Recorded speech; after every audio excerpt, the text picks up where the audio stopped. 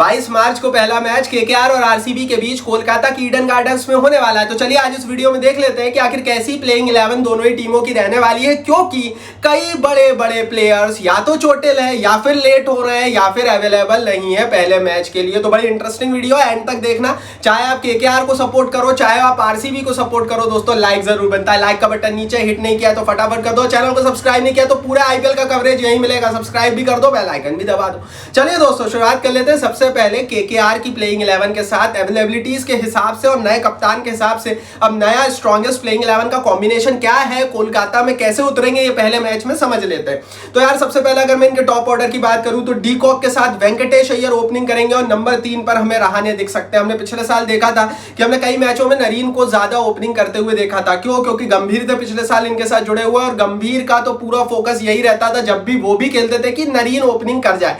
लेकिन अब setup change है और अब कप्तान भी नया है। ऐसी स्थिति में इन्हें कप्तान को भी सेट करना है। अजिंक्य रहाणे कई दिनों तक कई टीमों के आईपीएल में स्कीम ऑफ प्लेइंग 11 में थे ही नहीं, लेकिन इस बार केकेआर में आए हैं और कप्तान बनाए गए हैं। जाहिर है पिछले साल अय्यर थे। ऐसी स्थिति में नंबर 3 पर रहाणे अपने आप को सबसे बेस्ट सेट करेंगे और रहाणे ऐतिहासिक रूप से उस पोजीशन को रखते हैं जब भी वो कप्तानी करते हैं। तो डी कॉक अय्यर ओपनिंग करेंगे, अय्यर वाइस कप्तानी करेंगे, डी कॉक विकेट कीपिंग करेंगे और नंबर 3 पर हमें दिखने वाले हैं कप्तान अजिंक्य रहाणे। चलिए दोस्तों इनका मिडिल ऑर्डर समझ लेते हैं, क्योंकि इन्होंने रिटेंशन की प्रक्रिया में कई अनकैप्ड प्लेयर्स को रिटेन किया और शायद वो 2 बड़े अनकैप्ड प्लेयर खेलने वाले। Angkrish Raghuvanshi number 4, Rinku Singh number 5, Russell number 6 और नंबर 7 पर रमनदीप सिंह उतरेंगे। अग्रगेश को भी इन्होंने रिटेन किया था, रमनदीप को भी इन्होंने रिटेन किया था। रमनदीप आपको एक ऑलराउंडिंग टच प्रोवाइड देते हैं, रसल भी आपको ऑलराउंडिंग टच प्रोवाइड करते हैं, रिंकू सिंह आपको फिनिशिंग टच देते हैं। बड़ी फ्लेक्सिबल इनका मिडिल ऑर्डर है। रिंकू सिंह को आप नीचे भी उतार सकते हो, रमनदीप को आप ऊपर भी उतार सकते हो, रसल को आप नंबर 4 भी उतार सकते हो। अग्रगेश रघुवंशी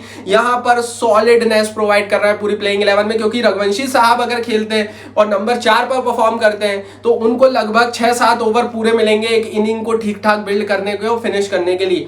तो केकेआर का फॉर्मूला क्या है इस प्लेइंग 11 से? देखो केकेआर का फॉर्मूला ये है कि जिस तरह से रिंकू सिंह इन्होंने निकाले 2 साल पहले, उसी तरह से ये एक और बड़े प्लेयर को तैयार करें और जो भविष्य में केकेआर को सर्व कर सके, और इनका फोकस है अग्रगेश रघुवंशी। देखते हैं क्या होता है। बाकी चलिए गेंदबाजी समझ लेते हैं इनकी।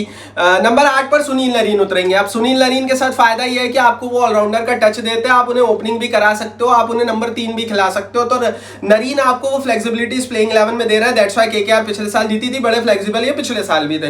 नंबर 9 पर हर्षित राणा, अब तो वन ऑफ द ग्रेट में आ गया है इनका नाम भी। 1 साल के अंदर में इनका उदय केकेआर को और बल देता है। नंबर 10 पर स्पेंसर जॉनसन खेलेंगे। हो सकता है नोकिया पहले मैच में अवेलेबल ना हो, हालांकि एंड्रिस नॉर्जिया इंडिया आ चुके हैं।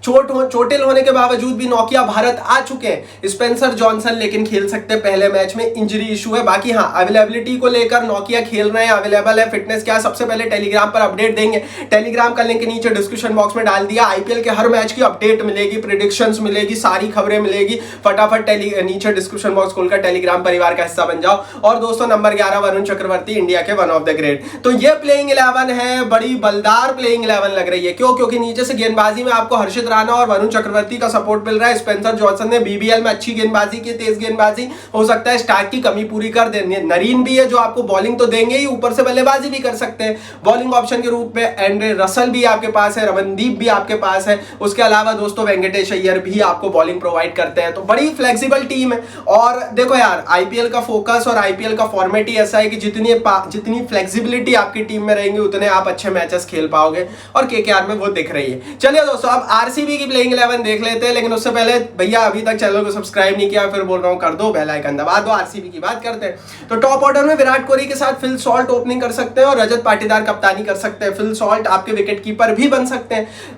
बहुत बड़ा मूव था कि प्लेसिस को हटाकर फिल सॉल्ट लाए, लेकिन मेरे हिसाब से one of the best move RCB की दृष्टि से अगर हम देखें तो। हालांकि रॉयल चैलेंजर्स बेंगलोर की टीम में देवदत्त पड्डीकल भी आ गए, लेकिन क्या पहले मैच में खेलेंगे? I doubt it. Rajat Patidar है आपके पास जो आपकी कप्तानी कर रहे हो, नंबर 3 उतर रहे हो। विराट कोहली अपनी पारंपरिक आईपीएल जगह मतलब ओपनिंग स्लॉट में उतर रहे हैं। तो मुझे तो भाई कोई डाउट नहीं है कि ये one of the most strongest opening या टॉप ऑर्डर का सेटअप है। और आईपीएल में अगर आप बाकी टीमों से कंपेयर करोगे तो आरसीबी आपको बड़ी तगड़ी दिखेगी टॉप ऑर्डर के मायने में।